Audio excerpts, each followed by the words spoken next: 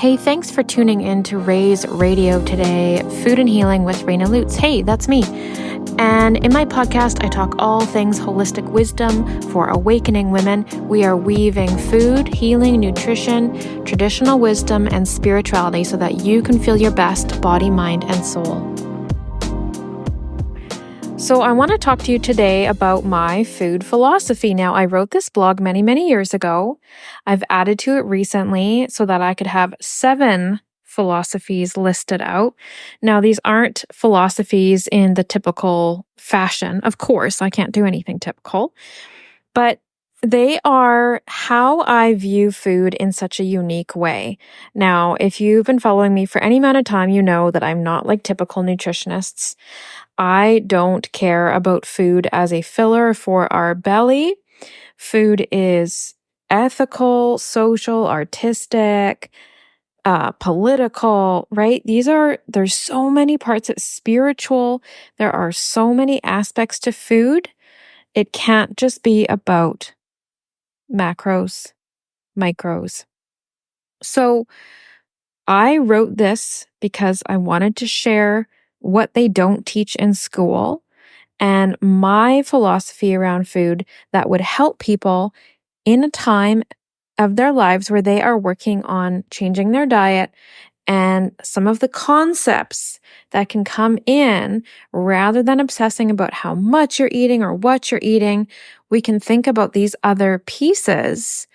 And that's what makes it holistic is we have these other pieces coming in to support us, right? So when something is happening with a client and they're like, oh, I think I need this medication. What do you think? Of course, I'm not going to tell you not to take medication, but I'm also going to tell you to fill the gaps. Okay, we need to look at this. We need to look at that. We need to look at this. That's holistic. That is looking at everything, all the pieces.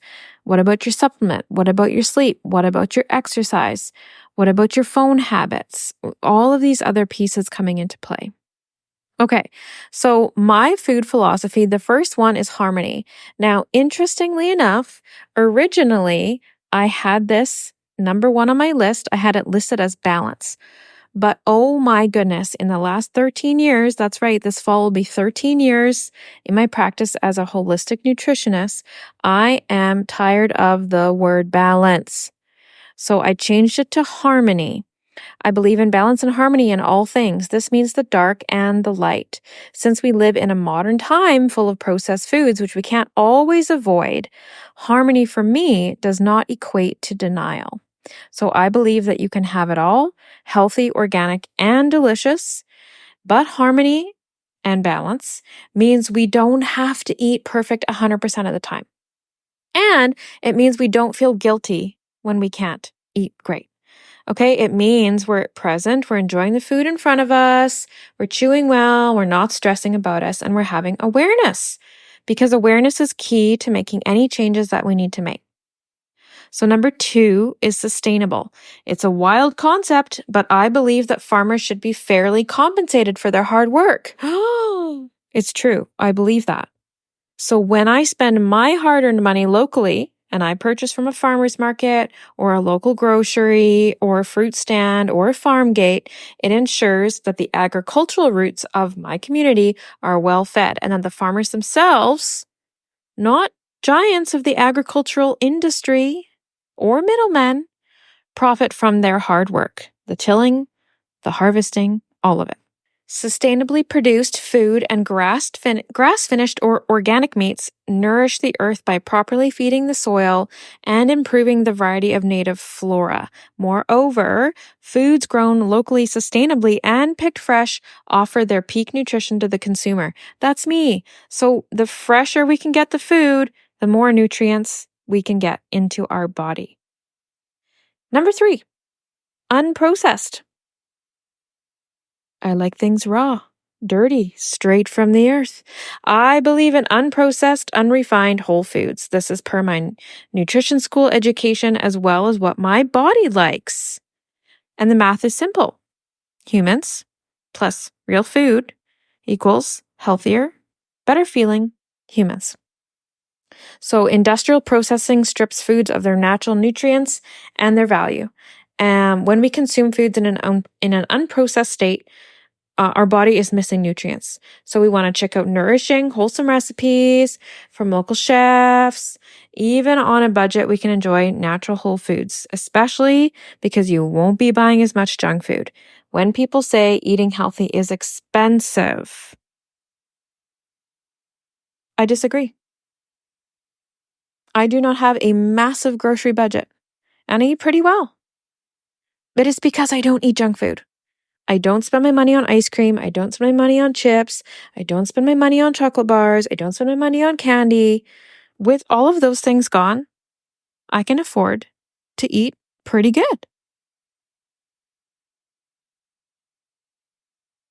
So, number 4, traditional. I believe in raising, growing, and preparing our foods through old school traditional methods, as close as we can to how they would have been raised, grown, or prepared prior to the industrialization of agriculture. So when we follow these old school methods that nourished our evolution as humans, we optimize the nutrients they contain. So for example, the habit of fermenting vegetables, very old school technology, super cool. Sauerkraut or kimchi, for example. So that was born out of practicality, right? It was just a way to preserve the harvest well into the winter, but it also served another amazing purpose of increasing our beneficial bacteria, food enzymes, and vitamins. So by preparing foods in a traditional way, we maximize the nutrient density and make our body better equipped to digest them well. When we digest foods better, what happens? We feel better. Boom. Next on my list is community. Community is very important to me from the very beginning of my business and all the iterations I've been through, pivots. Oh my gosh, pivots in 2020 and to the work that I'm doing now. In all of those iterations of me, community has always been a part of it. Connection has always been a part of it. And I truly believe in that. And I know that the only way to improve the state of our own health and that of our local community is to be a part of having real food. So here's some really fun ideas that you can be involved in. You can start a community garden. You can get yourself on the list of one that already exists. You can volunteer there. You can volunteer at a local farmer's market. You can see if any farmers need help. Every summer, I try to get dirty at someone's orchard or vineyard or garden. Everyone needs help gardening. You can find in your area or organize CSA box, community supported agricultural box, so you can get this beautiful weekly produce delivered to you or pick up, all fresh, all local. Or you can host your own community potluck and feature wholesome local food. When you show up to something like a potluck and you say, "This is from so-and-so down the road," people's jaw drops. They're like, "Wow, it's so special," right? So keep the specialness going. Number 6, self-awareness. As per my culture, I believe you can find the root cause of issues with awareness of the body and picking traditional foods as the foundation of your health rather than the overuse of supplements. So I believe that there is a level of responsibility of personal development when we go through dietary modifications. Now, what that means is it requires us to do inner work, self-development, and trauma healing in order to change our diets. That's what that means. So self-improvement, self-development, these are ways we learn about ourselves. And as we do that process, we can learn about food for ourselves and how we act, what our behavior is with food as well. And the bonus is that through changing our food, we become a better person, which benefits everyone around us. Incredible. Number 7, my favorite, love. The practice of wellness habits, eating well, exercising, mental health care, meditation, etc. All of those. When we practice wellness, it is an act of love towards ourselves. And the practice of these wellness habits is also an act of service to everyone around us. Because when we do our personal work and when we change our diets and when we do our healing, when we stop the battle of dieting in our life, we heal that in our ancestral line, we are actually ending a spiritual warfare on women. We're ending it. We're ending a battle on our bodies. We're ending a battle on our aging. And when we stop dieting, which is like just another word for stealing our lives, energy, and time, when that stops with us and we continue to not burden people around us, our daughters, generation below us, generation below them, with the trauma of being obsessed about food and hating ourselves into submission, when we stop that, it also heals our ancestry above us who taught us to do that. And it heals ourselves because we allowed ourselves to fall for that and to give ourselves away to that. So this is ancestral work. And we are loving ourselves enough to work on healing our trauma and eat well. You deserve that. So all these philosophies not only deepen our understanding of nutrition, they also serve to enlighten our body to a healthier way of life. Years and years ago, I taught a course at the yoga studio in Penticton, and it was called Eat Your Way to Enlightenment. And do you know what we did? We did mindful eating practice. That's it.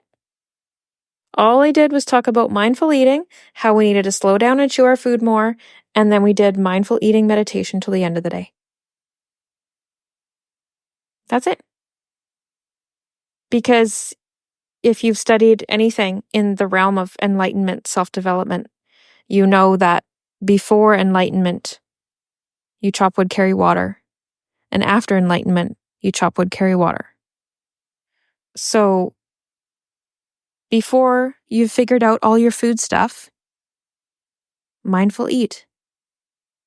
Then after you figured out your food stuff, mindful eat. Taking some or all of these philosophies I've listed out to you today will create transformation because you don't need to know everything before you start, but you do just need to start. The time is now. Hey, thanks for making time to listen to Raise Radio today. I really appreciate you. If you head on over to my website, www.lutesnutrition.ca, you can get some food for your soul. I'm giving away my Food and Healing Make Stress and Overwhelm a Thing of the Past guide. It gives you everything you need to end the mind games, stop agonizing about whether or not you're doing wellness right, and end your nightly cravings. It is free on my website, lutesnutrition.ca. Head there now and you can grab the guide for yourself. Thank you so much for listening today.